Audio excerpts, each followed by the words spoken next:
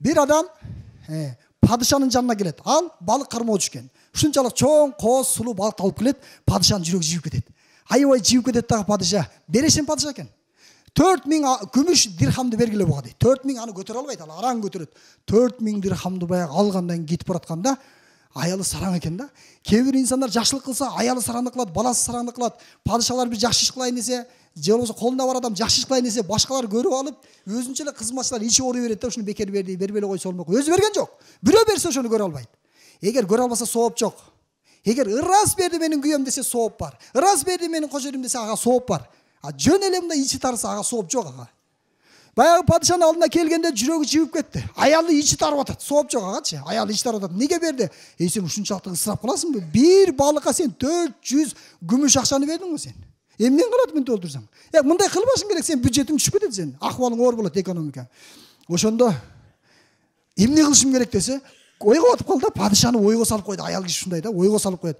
Анан падыша айтат: андай болсо эмне кылышым керек десе, аялы баягы айламалдуу да, Куранда аялдын айламалы күчтүү деген да.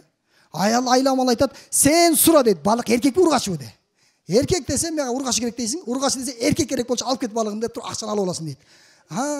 Өтө сонун болду. Беркеле туруп кызматчылардан чакыртып, аны тургузуп алып балыкчыга айтат: "Сен эмне үчүн? Эмне үчүн муну мага бердиң?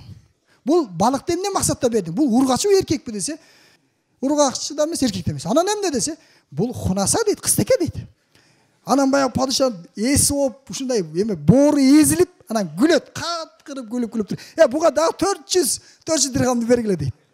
Ошентип 800 миң дирхамды көтөрө албай эптеп кетип атса, бир тыйыны түшүп кетет. Тыйынын жата алып алат анычы. Алып туруп салып туруп кайра көтөрүп атса, аял айтат: "Көрдүңбү, бул канчалык сараң? Мунун эч кимге пайдасы тийбейт. Ушунун баардыгы тең чирип жок болот байлык. Андан көрө муну тартып ал" дейт. Анан чакырат: "Эмне үчүн сен тыйынды алып алдың жанталашып? Ушунча тыйын жетпейби? Бирөө калса калсын да." Баягы айтат: "Падышам" дейт. "Бул тыйында сиздин келбетиңиз тартылган, сүрөтүңүз тартылган. Анан падышанын сүрөтү жерде жатса, анан адамдар тебелесе, шерменде го, бул болбойт да андай. Мен сизди урматтап атам" десе, дагы 400 миң дирхам берет. 12 миң дирхамды алып баягы кетет. Ошону айткан экен, эч качан аялдын сөзүн укпайм мен бол деген экен да. Аялдын сөзүн угуш керек, туура.